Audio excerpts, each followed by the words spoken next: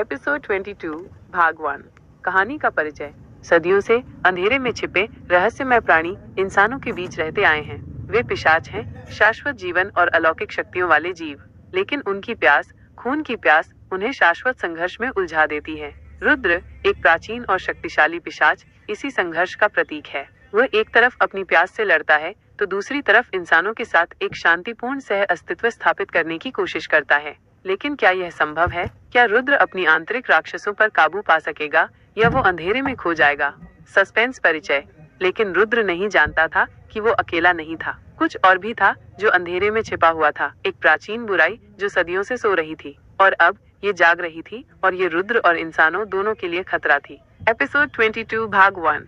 अंधेरी छाया के आयाम में शक्तियों के स्वामी को हराने के बाद रुद्र, रिया और विक्रम अपने आयाम में लौट आए। वे थके हुए थे, लेकिन उन्होंने एक और बड़ी चुनौती का सामना किया था और एक और आयाम को अंधेरे से बचाया था।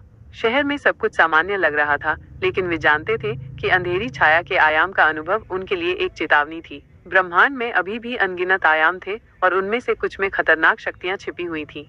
एक रात जब रुद्र और रिया समुदाय केंद्र की छत पर बैठे तारों को देख रहे थे, रिया ने कहा, मुझे लगता है कि हमें अब और सावधान रहना होगा रुद्र। मैं समझता हूँ रिया, रुद्र ने जवाब दिया। ब्रह्मांड में अभी भी बहुत कुछ है जिसे हम नहीं जानते हैं। तभी उन्हें मानसिक रूप से एलिजा से एक संदेश मिला। एलिजा चिंतित लग रही थी। रुद्र, रिया, विक्रम, मुझे तुम्हारी मदद चाहिए, एलिजा ने कहा। मुझे एक और आयाम में एक गंभीर खतरा महसूस हो रहा है। किस तरह का खतरा, एलिजा? रुद्र ने पूछा। ये क्रिस्टल आयाम है, एलिजा ने कहा। ये एक ऐसा आयाम है जो ऊर्जा के शक्तिशाली क्रिस्टलों से बना है। ये क्रिस्टल जीवन और निर्माण की ऊर्जा का स्रोत हैं, लेकिन अगर वे भ्रष्ट हो जाते हैं तो वे विनाश का कारण बन सकते हैं। एलिजा ने उन्हें बताया कि उसे क्रिस्टल आयाम में एक अंधेरी ऊर्जा महसूस हो रही है जो क्रिस्टलों को भ्रष्ट कर रही है। अगर वे इसे नहीं रोकते हैं तो पूरा आयाम नष्ट हो सकता है। रुद्र, रिया और विक्रम ने बिना किसी हिचकिचाहट के क्रिस्टल आयाम की मदद करने का फैसला किया। वे जानते थे कि उन्हें हर कीमत पर इस खतरे को रोकना होगा। एलिजा ने उन्हें क्रिस्टल आयाम में प्रवेश करने के लिए एक विशेष तावीज दिया। तावीज में क्रिस्टल ऊर्जा का एक छोटा सा टुकड़ा था जो उन्हें आयाम के भीतर सुरक्षित रखने में मदद कर सकता था। जब वे तैयार हो गए तो उन्होंने तावीज को छुआ और ऊर्जा की सुरंग से गुजरे। सुरंग का अंत एक शानदार नई जगह पर हुआ, क्रिस्टल आयाम। यह जगह पूरी तरह से क्रिस्टलों से बनी हुई थी जो हर रंग और आकार में चमक रहे थे। क्रिस्टल प्रकाश और ऊर्जा का एक अद्भुत दृश्य बना रहे थे।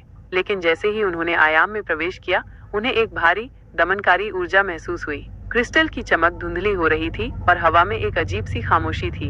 यह जगह ठीक नहीं है, विक्रम ने फुसफुसाते हुए कहा। हमें अंधेरी ऊर्जा को ढूंढना होगा, रुद्र ने सतर्कता से कहा, और हमें जल्दी करनी होगी। क्रिस्टल धीरे धीरे भ्रष्ट हो रहे हैं। वे क्रिस्टल आयाम में प्रवेश कर गए, अनजान खतरों और उस अंधेरी ऊर्जा की तलाश में जो इस सुंदर आयाम को नष्ट करने की धमकी दे रही थी।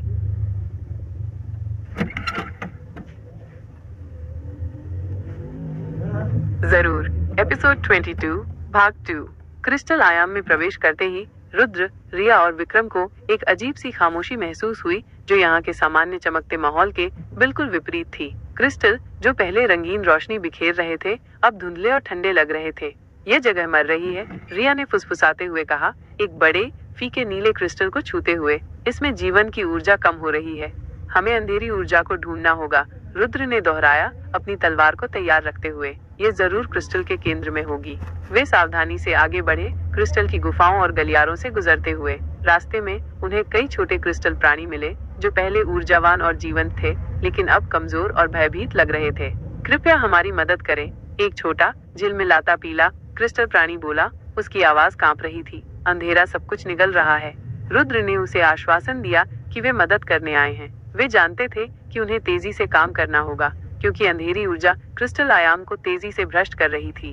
जैसे ही वे क्रिस्टल के केंद्र के करीब पहुंचे, अंधेरी ऊर्जा और भी ज्यादा शक्तिशाली हो गई। उन्होंने देखा कि कुछ बड़े क्रिस्टल काले धब्बे से ढके हुए थे और उन धब्बों से एक अजीब सी धुंध निकल रही थी।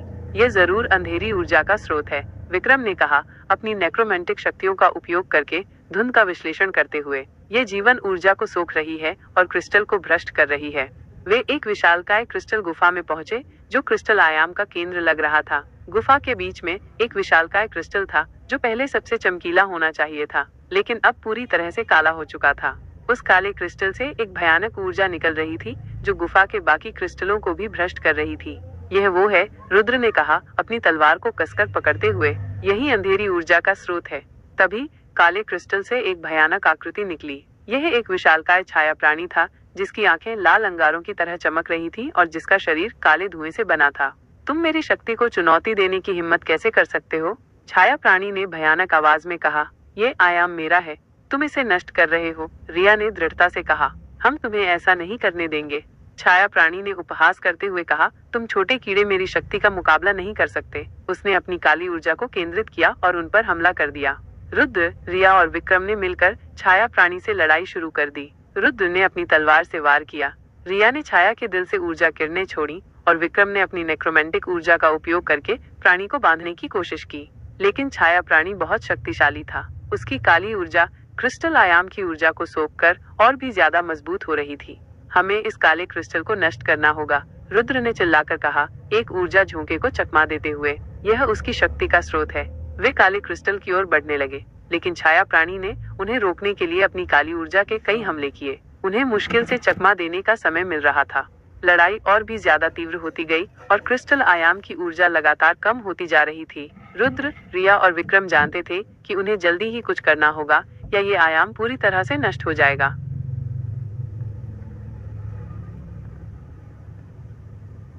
जरूर। एपिसोड 22 भाग 3।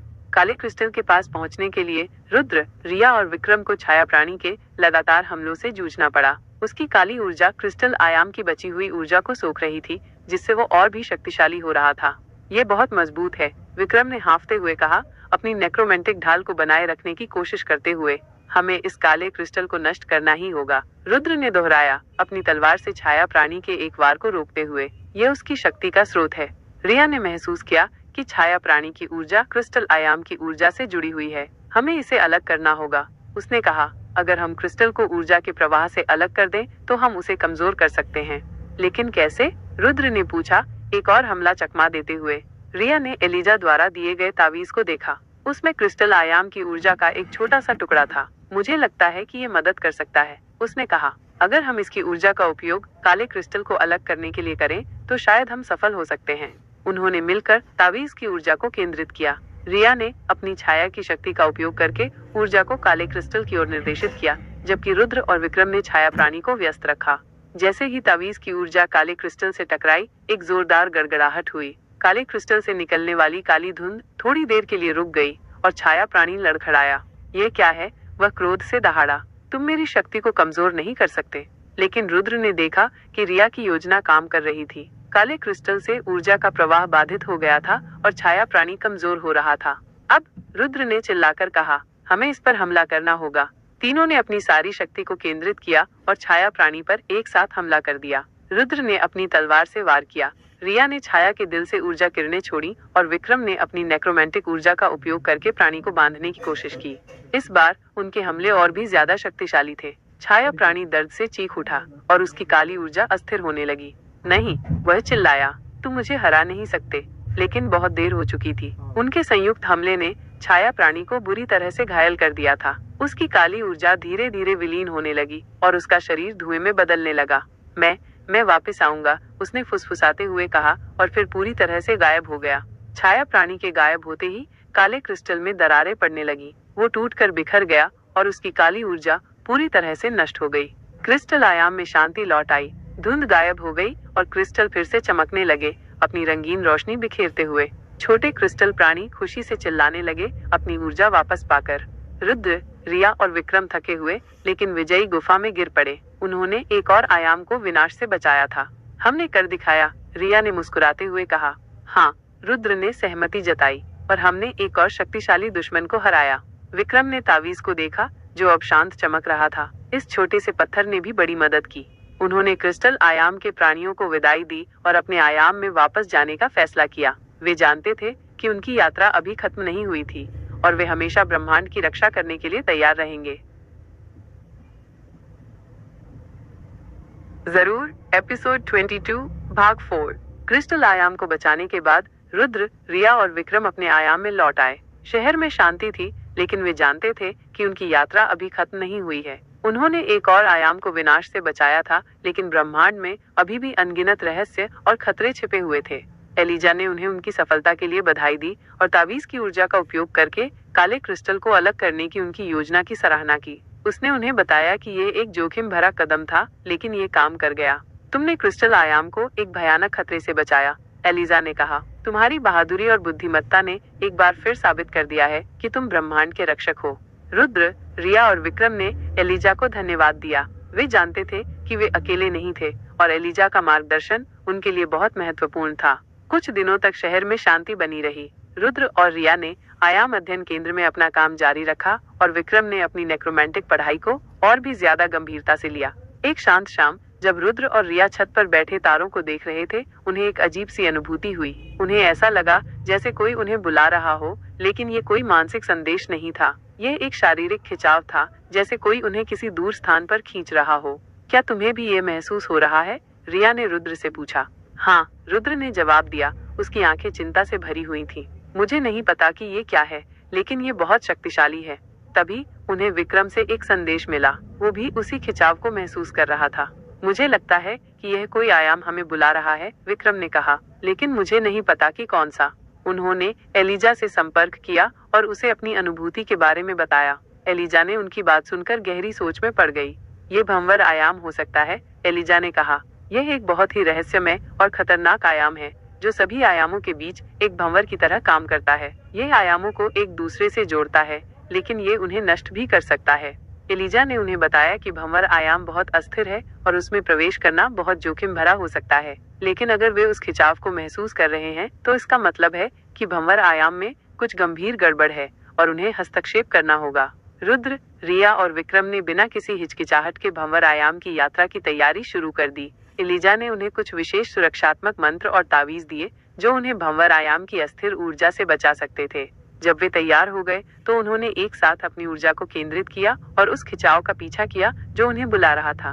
धीरे धीरे उनके चारों ओर की वास्तविकता धुंधली होने लगी और उन्हें ऐसा लगने लगा जैसे वे एक तेज गति से किसी सुरंग से गुजर रहे हों। सुरंग का अंत एक अजीबोगरीब नई जगह पर हुआ, भंवर आयाम। ये जगह किसी भी चीज से अलग थी जिसे उन्होंने पहले देखा था। यह एक विशालकाय घूमता हुआ भंवर था जिसमें सभी रंगों और आकारों की ऊर्जाएं आपस में टकरा रही थीं। आयामों के टुकड़े भंवर के अंदर तैर रहे थे और वास्तविकता लगातार बदल रही थी। यह पागलपन है, विक्रम ने फुसफुसाते हुए कहा। हमें सावधान रहना होगा, रुद्र ने सतर्कता से कहा। यहाँ कुछ भी स्थिर नहीं है। वे भंवर आयाम में प्रवेश कर गए, अनजान खतरों और उस गड़बड़ी की तलाश में जो इस रहस्यमय आयाम को अस्थिर कर रही थी। जरूर। एपिसोड 22 भाग 5। भंवर आयाम में प्रवेश करते ही रुद्र, रिया और विक्रम को एक अजीब सी घबराहट महसूस हुई। यहाँ की अस्थिर ऊर्जा उनके दिमाग में गूंज रही थी, उन्हें भ्रमित करने और डराने की कोशिश कर रही थी। यह जगह खतरनाक है, रिया ने फुसफुसाते हुए कहा, अपनी छाया की शक्ति को केंद्रित करते हुए। मुझे ऐसा लग रहा है जैसे हम किसी तूफान के केंद्र में हों। हमें उस गड़बड़ी को ढूंढना होगा, रुद्र ने कहा, अपनी तलवार को तैयार रखते हुए। यह जरूर भंवर के केंद्र में होगी। वे सावधानी से आगे बढ़े, घूमती हुई ऊर्जाओं और आयामों के टुकड़ों के बीच से गुजरते हुए। वास्तविकता लगातार बदल रही थी और उन्हें हर पल सतर्क रहना था। रास्ते में उन्होंने अजीबोगरीब प्राणियों को देखा जो आयामों के टुकड़ों से बने हुए थे। कुछ प्राणी शांत और उदासीन लग रहे थे, जबकि कुछ भयानक और शिकारी लग रहे थे। ये प्राणी इस आयाम की अस्थिरता से बने हैं, विक्रम ने कहा, अपनी नेक्रोमैंटिक शक्तियों का उपयोग करके उनका विश्लेषण करते हुए। हमें इनसे बचकर रहना होगा। जैसे ही वे भंवर के केंद्र के करीब पहुंचे, अस्थिर ऊर्जा और भी ज्यादा शक्तिशाली हो गई। उन्हें ऐसा लगने लगा जैसे वे एक शक्तिशाली चुंबक की ओर खींचे जा रहे हों। तभी उन्हें एक भयानक आवाज सुनाई दी जो पूरे भंवर आयाम में गूंज रही थी। तुम यहाँ क्या कर रहे हो, बाहरी लोग? ये आयाम मेरा है। एक विशालकाय घूमती हुई ऊर्जा आकृति उनके सामने प्रकट हुई। यह भंवर आयाम का स्वामी था और उसकी शक्ति भंवर की अस्थिरता से जुड़ी हुई थी। तुम इस आयाम को नष्ट कर रहे हो, रुद्र ने कहा। हमें तुम्हें रोकना होगा। तुम मुझे नहीं रोक सकते, भंवर के स्वामी ने उपहास करते हुए कहा। मैं इस आयाम का हिस्सा हूँ, मैं इसकी अस्थिरता हूँ। उसने अपनी ऊर्जा को केंद्रित किया और उन पर हमला कर दिया। घूमती हुई ऊर्जाओं के भयानक झोंके उनकी ओर बढ़ने लगे। आयामों के टुकड़े उनके चारों ओर टकराने लगे। रुद्र, रिया और विक्रम ने मिलकर भंवर के स्वामी से लड़ाई शुरू कर दी। रुद्र ने अपनी तलवार से वार किया, रिया ने छाया के दिल से ऊर्जा किरणें छोड़ी और विक्रम ने अपनी नेक्रोमैंटिक ऊर्जा का उपयोग करके स्वामी को बांधने की कोशिश की। लेकिन भंवर का स्वामी बहुत शक्तिशाली था। उसकी ऊर्जा भंवर आयाम की अस्थिरता से जुड़ी हुई थी और वो लगातार अपनी शक्ति बढ़ा रहा था। हमें इस भंवर को स्थिर करना होगा, रिया ने चिल्लाकर कहा, एक ऊर्जा झोंके को चकमा देते हुए। अगर हम भंवर को शांत कर दें तो हम उसे कमजोर कर सकते हैं, लेकिन कैसे? रुद्र ने पूछा, एक और हमला चकमा देते हुए। विक्रम ने अपने तावीज को देखा जो उन्हें एलिजा ने दिया था। उसमें भंवर आयाम की स्थिरता का एक छोटा सा टुकड़ा था। मुझे लगता है कि ये मदद कर सकता है, उसने कहा। अगर हम इसकी ऊर्जा का उपयोग भंवर को स्थिर करने के लिए करें तो शायद हम सफल हो सकते हैं। उन्होंने मिलकर तावीज की ऊर्जा को केंद्रित किया। विक्रम ने अपनी नेक्रोमेंटिक शक्ति का उपयोग करके ऊर्जा को भंवर के केंद्र की ओर निर्देशित किया, जबकि रुद्र और रिया ने भंवर के स्वामी को व्यस्त रखा। जैसे ही तावीज की ऊर्जा भंवर के केंद्र से टकराई, एक जोरदार गड़गड़ाहट हुई। भंवर की घूमती हुई ऊर्जा थोड़ी देर के लिए शांत हो गई और भंवर का स्वामी लड़खड़ाया। ये क्या है? वह क्रोध से दहाड़ा। तुम मेरी शक्ति को कमजोर नहीं कर सकते। लेकिन रुद्र ने देखा कि विक्रम की योजना काम कर रही थी। भंवर की अस्थिरता कम हो रही थी और भंवर का स्वामी कमजोर हो रहा था। अब रुद्र ने चिल्लाकर कहा, हमें इस पर हमला करना होगा। तीनों ने अपनी सारी शक्ति को केंद्रित किया और भंवर के स्वामी पर एक साथ हमला कर दिया। इस बार उनके हमले और भी ज्यादा शक्तिशाली थे। भंवर का स्वामी दर्द से चीख उठा और उसकी ऊर्जा अस्थिर होने लगी। नहीं, वह चिल्लाया, तुम मुझे हरा नहीं सकते। लेकिन बहुत देर हो चुकी थी। उनके संयुक्त हमले ने भंवर के स्वामी को बुरी तरह से घायल कर दिया था। उसकी घूमती हुई ऊर्जा धीरे धीरे विलीन होने लगी और उसका शरीर आयामों के टुकड़ों में बदलने लगा। मैं वापस आऊंगा, उसने फुसफुसाते हुए कहा और फिर पूरी तरह से गायब हो गया। भंवर का स्वामी के गायब होते ही भंवर आयाम में शांति लौट आई। घूमती हुई ऊर्जाएं शांत हो गईं और आयाम स्थिर हो गया। रुद्र, रिया और विक्रम थके हुए लेकिन विजयी भंवर के केंद्र में गिर पड़े। उन्होंने एक और आयाम को विनाश से बचाया था। हमने कर दिखाया, रिया ने मुस्कुराते हुए कहा। हाँ, रुद्र ने सहमति जताई, और हमने एक और शक्तिशाली दुश्मन को हराया। विक्रम ने तावीज को देखा जो अब शांत चमक रहा था। इस छोटे से पत्थर ने भी बड़ी मदद की। उन्होंने भंवर आयाम को विदाई दी और अपने आयाम में वापस जाने का फैसला किया। वे जानते थे कि उनकी यात्रा अभी खत्म नहीं हुई थी और वे हमेशा ब्रह्मांड की रक्षा करने के लिए तैयार रहेंगे।